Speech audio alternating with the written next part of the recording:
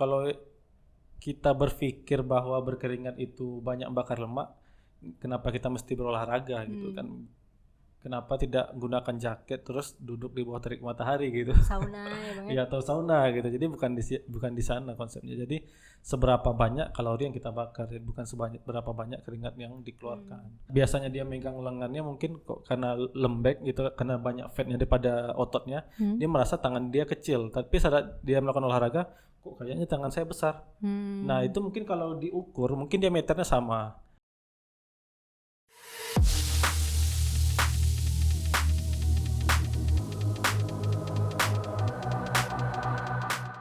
Ini ya, selamat datang di Neo Podcast episode keempat. Nah, hari ini kita bakal bahas tentang mitos-mitos yang ada di dunia fitness. Nah, hari ini aku ditemani oleh manajer personal trainer dari Neo Fitness Pekanbaru. Kita sapa dulu yuk Bang Jaka. Halo. Nah, hari ini kita bakal bahas nih beberapa mitos ya Bang yang sering dipercayai, kayak keberadaan masih iya apa tidak di dunia gitu. Baik, kita langsung aja mulai ke mitos yang pertama. Mitos yang pertama adalah kita bisa memilih lemak mana yang akan kita bakar. Mau kita kecilin, mau kecil lengan, kita bakar lemak di lengan doang. Apakah itu benar? Oke, itu mitos ya. Kenapa itu mitos? Karena kita sendiri juga tidak bisa menentukan di mana letak lemak tersebut akan disimpan oleh tubuh kita. Jadi pada saat kita berolahraga pun kita tidak bisa memilih bagian lemak mana yang kita gunakan sebagai bahan bakarnya atau yang akan kita bakar gitu. Justru yang terjadi pada saat kita melakukan olahraga, total fat yang keluar itu ialah total fat dalam tubuh kita. Jadi yang terbakar keseluruhan fat di tubuh kita sendiri gitu. Jadi kita nggak bisa hanya latihan perut untuk mengurangi fat di dalam perut kita, nggak bisa seperti itu caranya. Berarti kalau misalnya kan ada arm day, leg day, itu tuh berarti bukan menghilangkan lemak yang di situ ya Bang? Bukan, itu beda lagi ya konsepnya. Kalau itu kecuali jika kita ingin memperbesar bagian otot tertentu, kita bisa memilih bagian otot mana yang ingin kita perbesar. Berarti jika kita ingin, otot ya kalau melatih otot kita bisa milih, tapi jika kita ingin membakar lemak kita tidak bisa milih. Jadi gitu ya guys, kita tuh nggak bisa memilih lemak mana yang ingin kita bakar, dan itu adalah mitos. Mitos selanjutnya adalah no pain no gain. Apakah benar ketika kita berolahraga kita harus sakit dulu, harus pegal-pegal dulu baru olahraganya berhasil? Kalau no pain no gain ini bingung juga ya, mitos atau fakta ya, karena itu bisa digunakan untuk memotivasi ya, untuk motivasi supaya setiap kali berolahraga kita benar-benar all out gitu. Tapi jangan sampai kita harus memaksa seseorang benar-benar sakit baru kita katakan latihannya berhasil atau sukses gitu. Karena tiap orang kan kemampuan fisiknya berbeda-beda gitu. Oke, jadi apabila sakit dan masih bisa melakukan aktivitas seperti biasa itu tidak masalah ya. Tapi kalau misalnya sakitnya sampai menyebabkan dia tidak bisa beraktivitas seperti biasa, nah bisa jadi dia mengalami cedera di sana. Jadi jangan sampai kita memaksakan seseorang latihan sampai sakit yang malah mengakibatkan dia jadi cedera gitu. Memang yang namanya dunia olahraga kan kita sering dengar yang namanya progressive overload. Memang latihannya overload tapi kan progresif juga gitu. Jangan sampai kita memaksa jauh di atas kemampuan seseorang gitu. Kalau abis olahraga kan kita sakit tuh, misalnya kita lagi latihan squat, abis satu hari setelahnya kita susah jalan tuh. Nah itu tuh gimana Bang?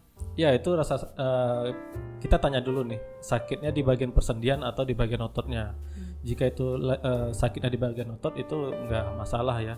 Itu proses recovery dari ototnya, karena si otot ini tidak pernah merasakan kegiatan seberat itu. Jadi dia sedikit rusak di bagian ototnya, tapi bukan berarti sobek atau cedera ya.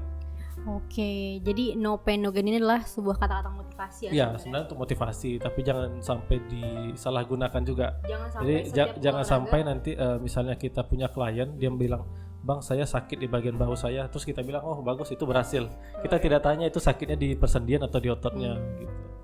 Berarti kalau sakit itu sebenarnya karena otot kita masih kaget ya Bang ya? Iya. Mitos selanjutnya adalah angkat beban bisa membuat wanita menjadi seperti pria. Apakah karena latihan beban wanita bisa jadi berotot dan kekar gitu Bang? Oke, itu juga mitos ya, karena untuk membentuk otot yang cepat itu dibutuhkan yang namanya hormon testosteron. Memang wanita juga memiliki hormon testosteron, tapi jumlahnya jauh lebih sedikit dibandingkan pria, ya kurang lebih 1/10-nya lah gitu. Jadi sedangkan pria yang punya hormon lebih banyak pun tidak segampang itu mereka untuk membentuk ototnya ya.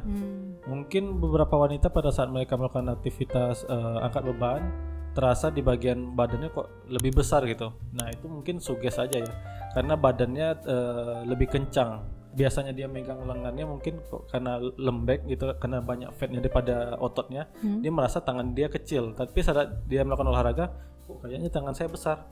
Nah itu mungkin kalau diukur mungkin diameternya sama. Yang terjadi ialah si fatnya lebih sedikit, tapi si muscle-nya lebih besar. Jadi tangannya karena dia lebih kencang, dia merasa badan dia lebih besar. Jadi efeknya ya kalau kita latihan beban, badan kita jauh lebih kencang sih. Mitos selanjutnya yaitu adalah keringat adalah lemak yang terbakar. Apakah benar semakin banyak kita berkeringat, semakin banyak lemak yang kita bakar?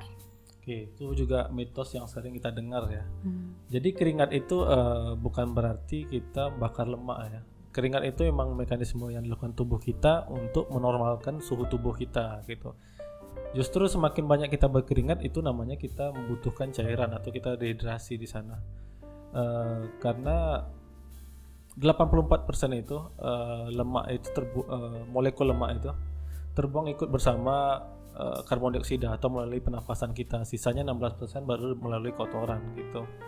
Jadi intinya bukan seberapa banyak keringat yang dikeluarkan ya, tapi seberapa banyak kalori yang kita bakar pada saat melakukan aktivitas olahraga tersebut. Kalau kita berpikir bahwa berkeringat itu banyak bakar lemak, kenapa kita mesti berolahraga gitu kan? Kenapa tidak gunakan jaket terus duduk di bawah terik matahari gitu? Sauna ya Bang. Ya atau sauna gitu. Jadi bukan di sana konsepnya. Jadi seberapa banyak kalori yang kita bakar, bukan seberapa banyak keringat yang dikeluarkan. Efek positifnya jika kita berolahraga di suhu ruangan yang sejuk ya. Jadi kita bisa melakukan aktivitas dengan maksimal karena kita tidak dehidrasi di sana. Jadi badan kita selalu fresh dan kita bisa membakar kalori jauh lebih banyak. Gitu. Mitos selanjutnya yaitu sit up untuk mendapatkan perut six pack. Apakah benar Bang kalau misalnya kita sit up nih satu hari 1000 sit up, perut kita langsung ada roti sobeknya besoknya nih Bang? Oke, itu juga mitos yang sering kita dengar dan juga sering kita lihat ya. Jika kita melakukan aktivitas sit up ya, memang six pack kita terbentuk di sana, otot perut kita terbentuk, tapi tidak cukup hanya dengan melakukan aktivitas sit up saja. Perut kita bakal terlihat seperti roti sobek ya katanya. Six packnya nggak akan terlihat jika fat dalam tubuh kita tinggi gitu atau fat di perutnya tinggi gitu. Jadi jika kita ingin terlihat perut six packnya tidak cukup hanya dengan sit up, kita juga harus defisit kalori di sana, harus latihan kardio juga untuk membakar lemaknya gitu. Jadi intinya jika ingin terlihat six packnya kita harus bakar lemaknya dulu deh, fokus di sana dulu.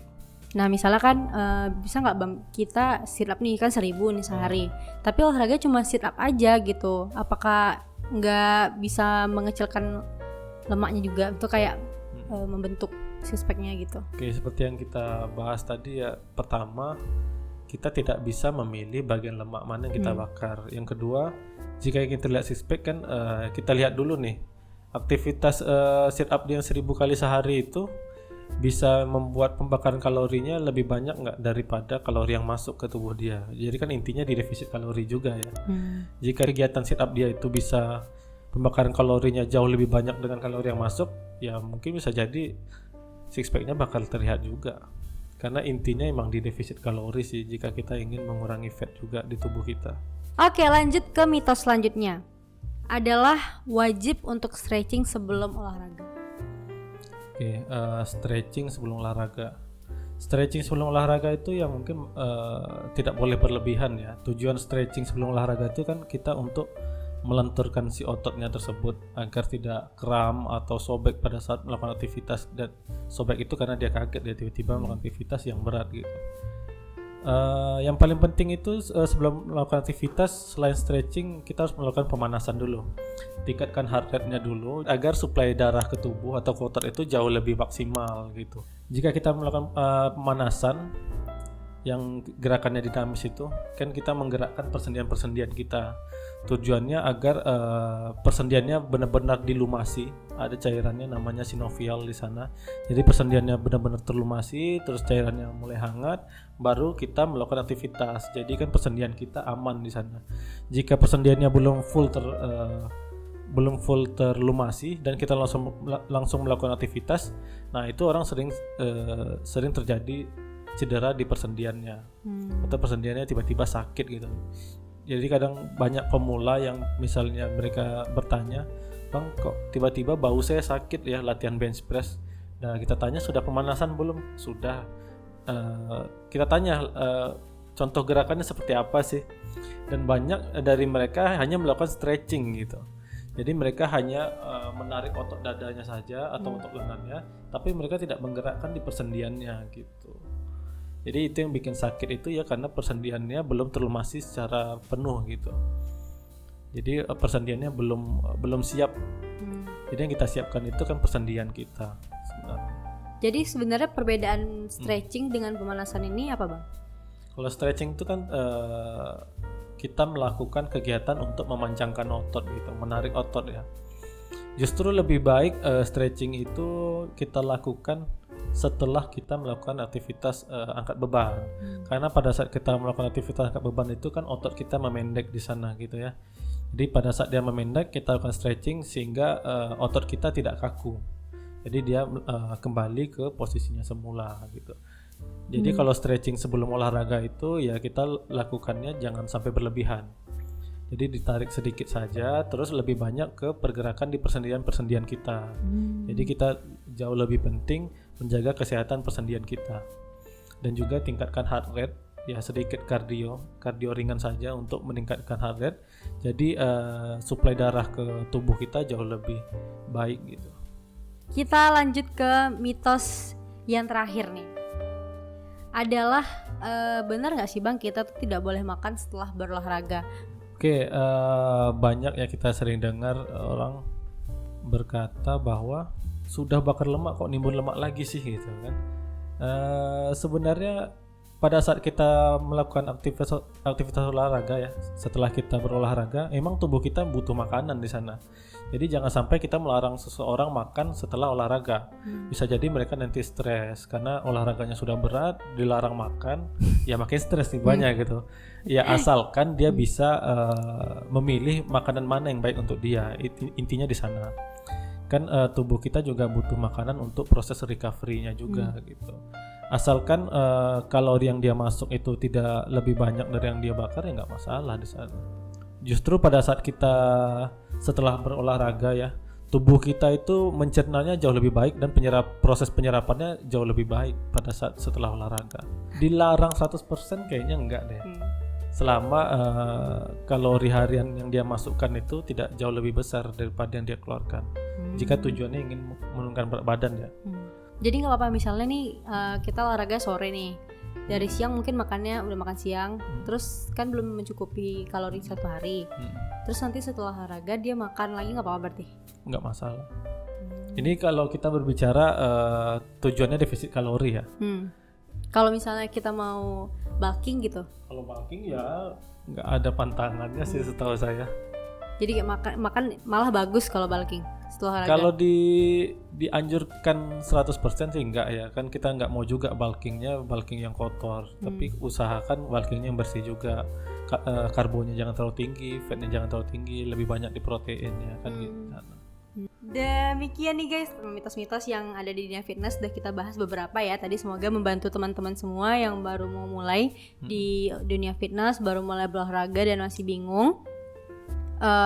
Terus dukung channel kita supaya kita bisa ngasih info-info terkait kesehatan dan kebugaran untuk teman-teman semuanya. See you di podcast Neo selanjutnya. Dadah.